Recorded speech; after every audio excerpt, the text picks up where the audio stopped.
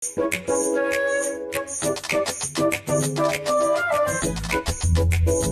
digo, uno no sabe cuándo le va a llegar esa información, en qué momento y a quién puede ayudar, de manera personal o a alguien más. Cuando hablamos de finanzas, sin lugar a dudas, uno como que no lo relaciona con las emociones.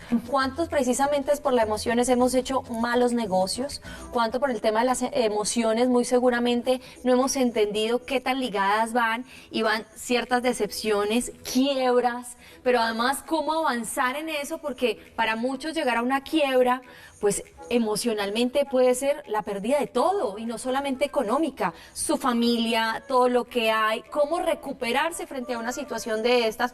Pues Maru, la del busito rojo, siempre nos acompaña y nos ha mostrado un equipo increíble y maravilloso en donde nos muestra que desde todos los ámbitos se debe solucionar el tema de una situación económica difícil, un momento difícil. Y por eso nos acompaña en este momento Marilyn Godoy. Ella es psicóloga y hoy nos acompaña precisamente en esos primeros auxilios en el tema de la psicología a la hora de hacer nuestras inversiones. Bienvenida. Mira, y nos trajo todo el kit, nos viniste con el botiquín. Claro. Muy buenas tardes. Pues sí, hablar de crisis financiera afecta definitivamente la vida emocional de las personas, te afecta, como le comentaba ella, tu parte laboral, tu parte de pareja. Entonces, ¿qué tal de que nos apropiemos cada uno de los que estamos acá y pues nuestros televidentes de los primeros auxilios? Los primeros auxilios consisten en eso. Cuidado aquí con el micrófono para que no se te coloque. Listo.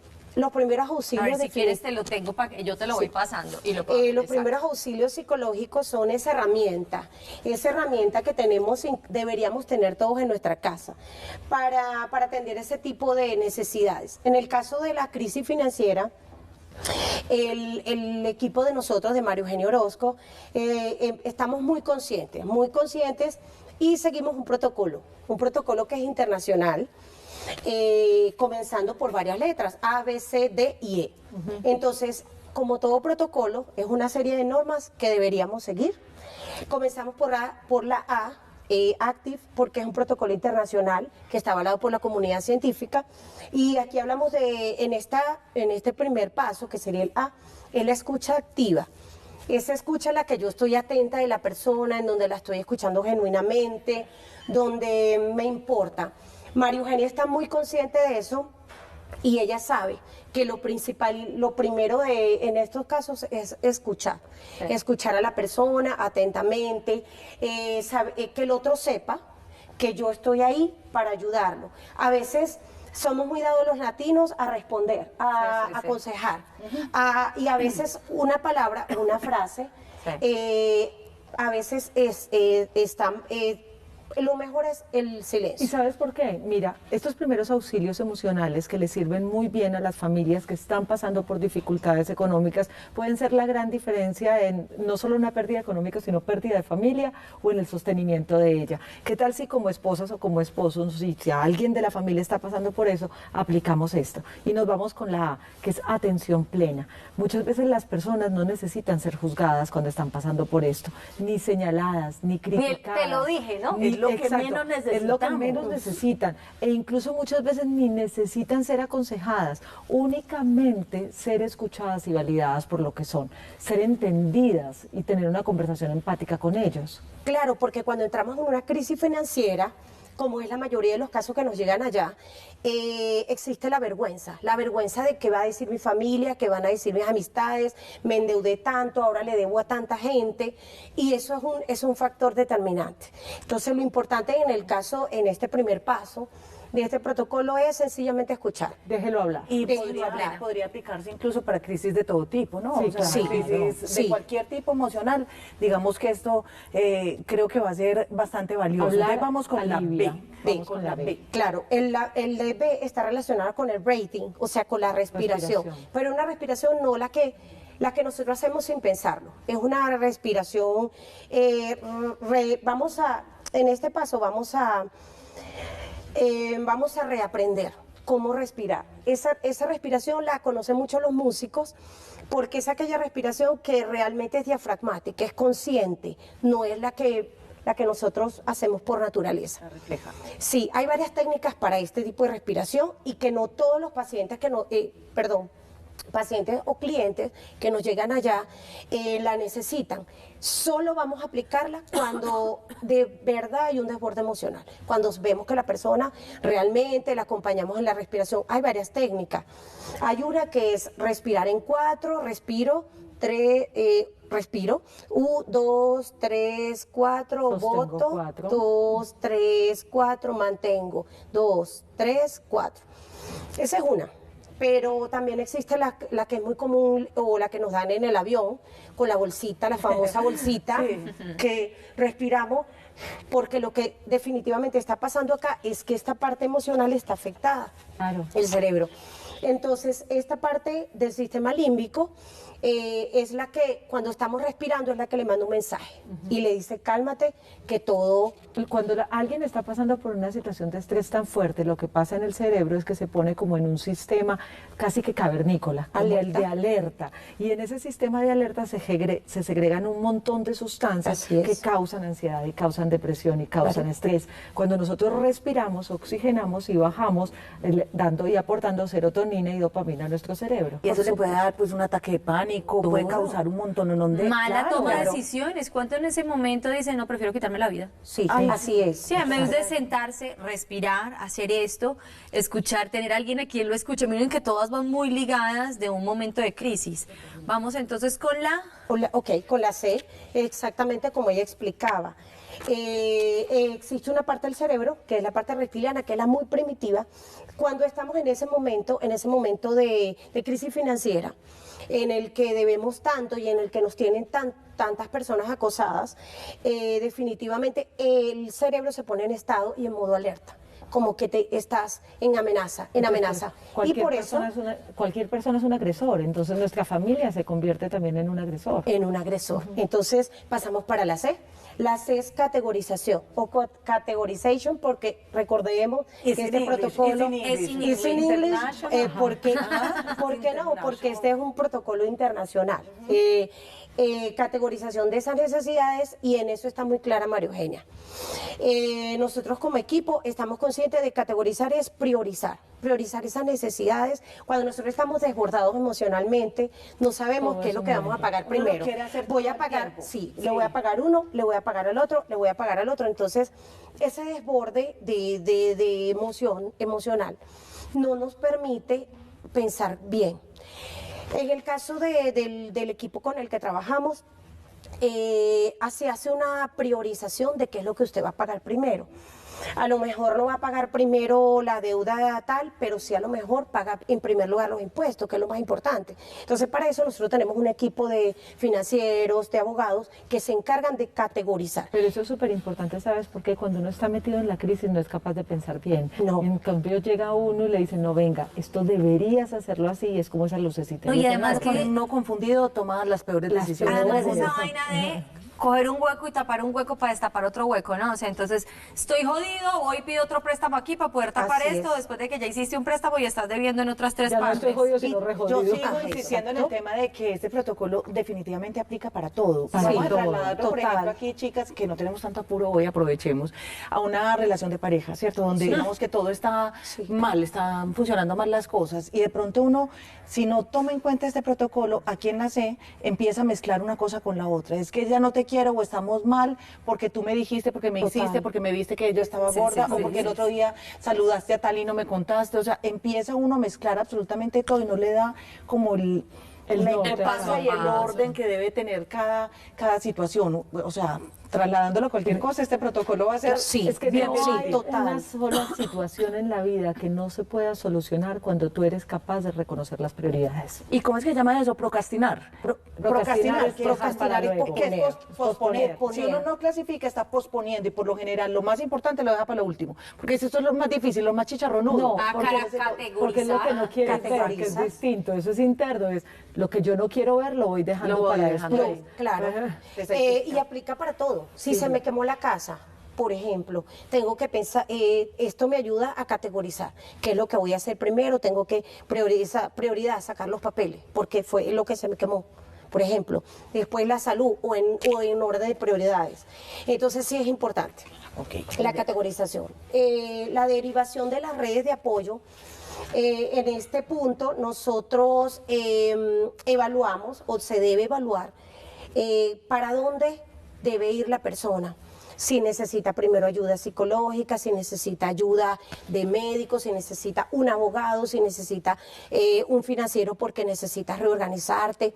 Entonces, vamos a derivar. ¿Qué tan importante eso cuando uno analiza el tema psicológico? Porque hasta el mismo manejo de las finanzas que uno vio toda la vida en su familia, o termina replicándolo, termina generándole un trauma en la adultez. O sea, ¿cuántos de pronto en algún momento, no es que no eres merecedor y vio una escasez, pero vieron la escasez desde otro punto de vista?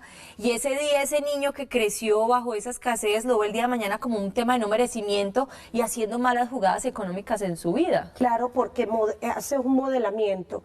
Eso es definitivamente modelamiento conductual. Eso tú no enseñas, el niño no aprende lo que tú le dices, sino lo que ve. Entonces ve ese modelamiento, modela que tú eres un papá organizado, o ¿por qué no? O viste un papá que cayó en una quiebra o en una crisis financiera, pero salió adelante. ¿Y cómo salió adelante? Bueno, me organicé, porque ese es otro tema que también tenemos con el equipo. Tratar de reeducar a las personas. Sí, saliste de la deuda, pero otra vez no vas a volver a caer en el mismo ciclo, sino cambiar tu pensamiento. Entonces, por eso pasamos a la letra número, la E. La E está relacionada con educación. Y yo relaciono la educación con normalizar. Y de verdad que agradezco mucho al equipo de a María Eugenia, pues que está muy clara de esto. Cuando tú educas a una persona, y no solo es en el área de psicología, yo siempre lo he dicho, no importa, en cualquier área que tú estés educado, tú vas a entender qué es lo que te está pasando. Cuando tú estás pasando por esos periodos de crisis, de depresión, de ansiedad, tú ya sabes que estás pasando por eso y que puedes salir adelante. Entonces la psicoeducación, en este caso, es importante explicarle a las personas, mira, te está pasando por esto porque tu cerebro está en modo de alerta, lo que ella decía, está en modo de alerta y siempre va a estar así, y eso te va a producir ciertos síntomas que como hemos tenido casos que de repente me comenta María Eugenia, que vomitan. Y claro, cuando tenemos exceso de cortisol, porque esta parte del cerebro, que es la reptiliana, la primitiva, está en modo alerta, te está diciendo, epa.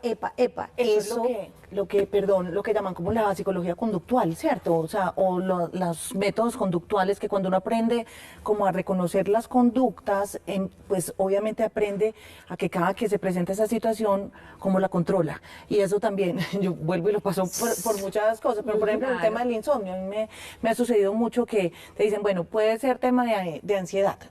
Por ejemplo, aprende a reconocer cuáles son los factores que disparan ese comportamiento. Total. Para que empieces a modificarlo. Y en este tema yo lo uno también con educación en todo nivel. Si hablamos de finanzas, puede que yo no sepa, porque no todo el mundo tiene que saber de todo, cómo se manejan los intereses, cómo se maneja un préstamo, casi qué te nadie da un nadie abono. lo sabe. No, pero educación a todo nivel, emocional, pero educación también financiero, que te enseñen cómo manejar de ahora en adelante, una vez que salgas de esa situación. Eso te iba a Y decir. sabes que, Luchi, que normalmente se aprende después de un resbalón. Sí, o sea, claro. es muy difícil uno encontrar a alguien que diga, no, yo en las finanzas soy un duro, nunca me he ido. Normalmente, a mí me ha pasado, yo llegué a un punto en que tenía 3 tarjetas de crédito con el agua hasta el cuello y yo decía, ¿qué voy a hacer para pagar esto?